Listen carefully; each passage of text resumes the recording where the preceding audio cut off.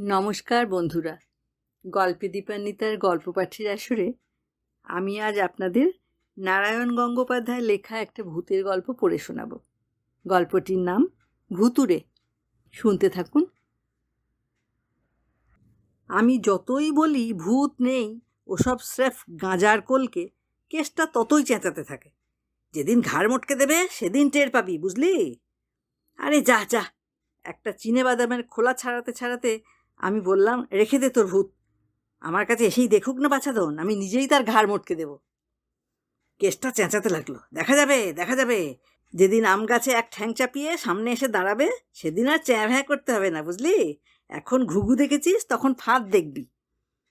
ওসব নগাঁও ব্র্যান্ড শিখেই তুলে রাখ, আমি সংক্ষেপে মন্তব্য করলাম।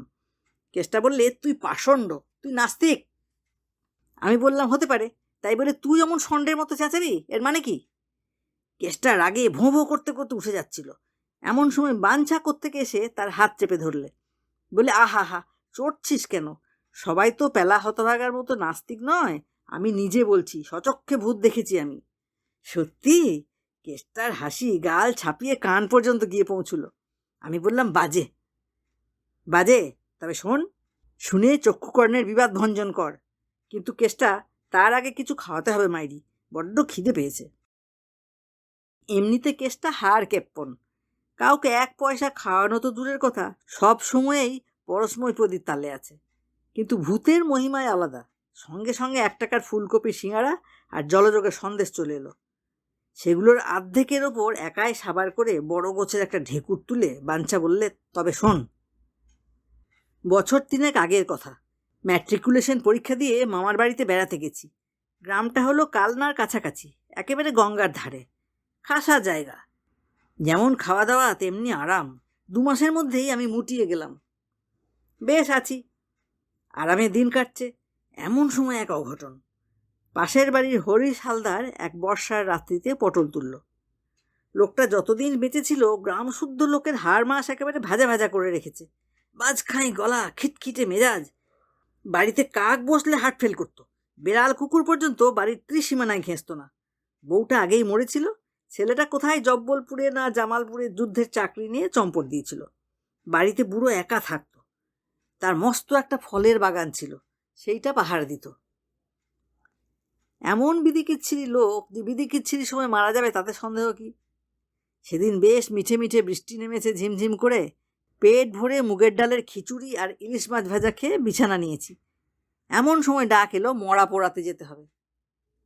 আমি খপ করে বাঞ্ছার কথায় বাধা দিয়ে বললাম, ওসব পুরনো গল্প, পত্রিকার পাতায় গন্ডায় গন্ডায় ওরকম গল্প বেরিয়ে গেছে। বাঞ্ছা ভ্রুকুচি করে বললে, আরে আগে শোন না বাপু, পরে যত খুশি বকর বকর করিস। কেষ্টা বললে, ঠিক। তারপর এমন চোখ পাকিয়ে আমার দিকে তাকালো যে বামুন হলে নিঘাত ভস্য করে ফেলত।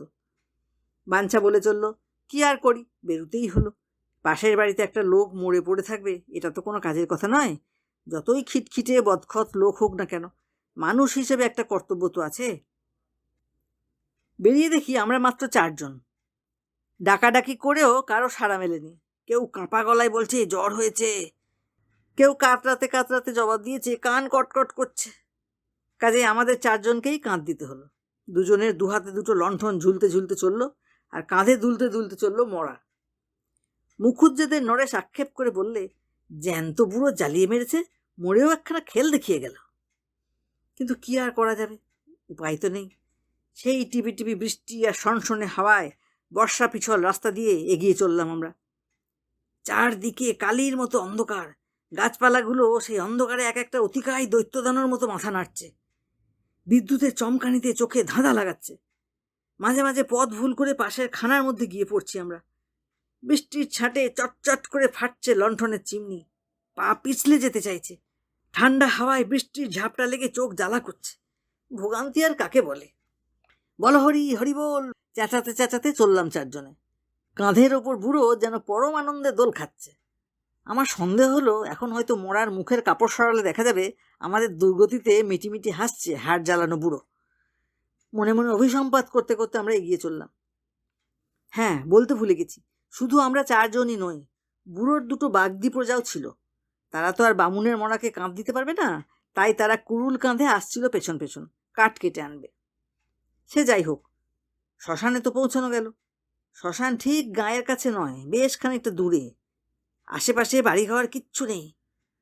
অনেকটা পর্যন্ত ন্যাড়া মাঠের ভেতরে এলোমেলো বাবলার বন। সেখানে একটা মাত্র টিনের চালাঘর। অবশ্য চারদিকে তার দেওয়াল ফেয়ালের কোনো বালাই নেই, একেবারে ফাঁকা। এইটাই শ্মশান যাত্রীদের বসবার জায়গা। ঠিক তারই নিচে একটা বাঁধানো সিঁড়ি নেমে গেছে গঙ্গার জলে। সিঁড়ি প্রায় খান 15 পইছে। এখন বর্ষার জলে 3-4খানা মাত্র জেগে রয়েছে। ভাঙা চুরো অবস্থা, যেখানে সেখানে বড় বড় ফাটল, ইট বেরিয়ে পড়েছে। আমরা ওই সিঁড়ির ওপরেই মরাটাকে নামালাম। এমনভাবে রাখলাম যাতে মরার পা দুটো ডুবানো থাকে গঙ্গার জলে। বুড়োর গঙ্গা যাত্রা হবে। তাছাড়াও এর সুবিধেও আছে যে কারুকে আর ছুঁয়ে বসে থাকতে হবে না। মরা নামিয়ে আমরা গিয়ে বসলাম চালাটার নিচে। বাগদিরা কাঠের ব্যবস্থা করুক, তারপর চিতা সাজানো যাবে। বসে গল্প জুড়ে দিলাম আমরা। চারদিকে ঘন অন্ধকার, হাওয়ায় হাওয়ায় বাবলা বনের মাতামাতি। এখানে ওখানে শেয়ালের চোখ ঝলমল করছে সবুজ রঙের হিংস্র আলোর মতো। সে চোখের দিকে তাকিয়ে তাকিয়ে কখনো বা ভয় ধরে যাচ্ছিল আমাদের। ভূত নয় তো? লণ্ঠন দুটোর গায়ে কালি পড়েছে। অল্প অল্প আলো গিয়ে পড়েছে ঘাটে নামানো মরাটার ওপর। কথার ফাঁকে ফাঁকে মরার দিকে নজর রাখছি আমরা। শেয়ালে টেয়ালে এসে টেনে না নেয় সে সম্পর্কে হুঁশিয়ার থাকা দরকার। কতক্ষণ কেটেছে খেয়াল ছিল না। হঠাৎ ভীত স্বরে নরেশ বললে, মরাটা একটু নড়ল না? আমরা বললাম, ধ্যাৎ, তোর চোখের ভুল। খানিক পরে আবার পটলা বললে, মরাটা সত্যিই কিন্তু নড়ে উঠেছে। আমাদের ভেতরে সবচেয়ে সাহসী ছিল কানু। যেমন বুকের ছাতি তেমনি বেপরোয়া। কানু আশ্বাস দিয়ে বললে, ও কিছু না, জলের ঢেউয়ে নড়ে থাকবে। এবার মিনিট কয়েক কাটতে না কাটতে আতঙ্কে আমার সমস্ত শরীর একটা ঝাঁকুনি খেয়ে উঠল। কোনো ভুল নেই, লণ্ঠনের অল্প অল্প আলোতেও স্পষ্ট দেখা যাচ্ছে মরাটা সত্যিই একটু একটু করে জলের দিকে নেমে যাচ্ছে। ওকি ওকি, আমি, নরেশ আর পটলা একসঙ্গে আর্তনাদ করে উঠলাম। কানু সোজা দাঁড়িয়ে উঠল, ধমক দিয়ে বললে, দুত্তর ভিতর ডিম সব, পেছল সিঁড়ি, তাই গড়িয়ে পড়ছে নিচের দিকে। দাঁড়া, আমি তুলে নিয়ে আসছি। মরা তখনও নামছে, হাঁটু পর্যন্ত তার নেমে গেছে গঙ্গায়। কানু গিয়ে বাঁশের মাচাটা ধরে টান দিলে। কিন্তু কি সাংঘাতিক, কানুর টানকে অস্বীকার করেও মরা আরও নিচে নেমে গেল। গোয়ার গোবিন্দ কানু এবার 2 হাতে মরাটাকে জাপটে ধরলে।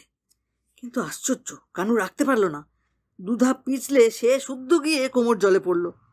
আর সঙ্গে সঙ্গে সমস্ত সাহস উবে গেল তার। এবার কানু আকুল হয়ে চিৎকার করে উঠলে, ওরে তোরা ছুটে আয়, মরা আমাকে শুদ্ধ নিয়ে যাচ্ছে। ততক্ষণে বুকে আমাদের আর রক্ত নেই, তা জল হয়ে গেছে। আমরা চিৎকার করে উঠলাম, মরা ছেড়ে দাও। কানু বললে, পারছি না। আমরা ছুটে গেলাম, চেপে ধরলাম কানুকে।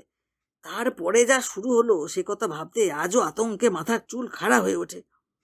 ওই হাড্ডিসার মরাটার গায়ে সে কি অমানসিক শক্তি! একদিকে আমরা 4 জন, অন্যদিকে মরা একা। আমাদের সকলকে অনায়াসে তুচ্ছ করে সে জলের মধ্যে টেনে নিয়ে চলল। ঠান্ডা জল আমাদের কোমর ছাড়িয়ে পেট পর্যন্ত উঠল। তারপর এসে পৌঁছলো বুক পর্যন্ত। তারপর তারপর আমরা পরিষ্কার বুঝতে পারছি আর আমাদের আশা নেই। এই মরা আমাদের টেনে নিয়ে চলেছে চলেছে গঙ্গার অতল জলে। সেখানে আশ্চর্য একটা ভয়ঙ্কর অবস্থা। সমস্ত জ্ঞান গম্যি যেন লোপ পেয়ে গেছে আমাদের। একটা আচ্ছন্নতার ঘোরে যেন মরিয়া হয়ে মরার সঙ্গে টাগ অব ওয়ার চালিয়ে চলেছি আমরা। অথচ বেশ বুঝতে পারছি আমাদের জয়ের কোনো আশা নেই। অপদেবতার অমানসিক শক্তির কাছে আমাদের সমস্ত চেষ্টায় নিরর্থক। আর সবচাইতে ভয়ানক, মরা ছেড়ে দিয়ে যে উঠে আসবো সে ক্ষমতা আমাদের নেই। কানু মরাকে ছাড়াতে পারছে না, আমরা পারছি না কানুকে। যেন কি এক মন্ত্র বলে সে আমাদেরকে তার শরীরের সঙ্গে আটকে নিয়েছে, যেন হিপনোটাইজ করে ফেলেছে সকলকে। বুক জল ক্রমশ গলা জলে পৌঁছেছে। আর দেরি নেই মৃত্যুর। চারিদিকে গঙ্গার অন্ধকার কালো জলে যেন শুনতে পাচ্ছি শয়তানের হাসির খিলখিল শব্দ। গঙ্গার অতল জল, সেখান থেকে প্রেতপুরীর অন্ধকার জগৎ। এই মরাটা তারই দিকে আমাদের পথ দেখিয়ে নিয়ে চলেছে। শেষবারের মতো আমরা সমস্বরে আর্তনাদ করে উঠলাম। ঠিক এমন সময় কাঠের বোঝা নিয়ে আসছিল বাগদিরা। আমাদের চিৎকার শুনে তারা এসে ঝাঁপ দিয়ে পড়ল। ছিলাম 4 জন, হলাম 6 জন। পূর্ণোদ্যমে চলতে লাগলো সে অমানসিক টাগ অব ওয়ার। তারপর আস্তে আস্তে থেমে দাঁড়ালো মরা। আস্তে আস্তে আমরা জয়লাভ করতে লাগলাম। ক্রমশ মরা আমাদের আয়ত্তের মধ্যে এসে পৌঁছতে লাগলো। তখনও প্রচণ্ড টান আছে বটে, কিন্তু তা সত্ত্বেও আমরা তাকে ফিরিয়ে আনতে পারলাম ঘাটের দিকে। গলা জল থেকে বুক চলে। তারপর ওদিকে টানটা ঝড়াং করে ছেড়ে গেল, সঙ্গে সঙ্গে মরাটা করে ছিটকে এলো ওপরে, আর আমরা 6 জন হুড়মুড় করে ওর ঘাড়ে ডিগবাজি খেয়ে পড়ে গেলাম। আর ভুস! ঠিক তৎক্ষণাৎ ঘাটের উপর জলের মধ্যে দেখা দিল। বাঞ্ছা থামলো। আমরা রুদ্ধশ্বাসে শুনে যাচ্ছি এই অতি ভয়ঙ্কর কাহিনী। একসঙ্গে বলে উঠলাম, কি ভেসে উঠল? ধীরে সুস্থে বাঞ্ছা বলল, আর কি, প্রায় 1.5 মণ।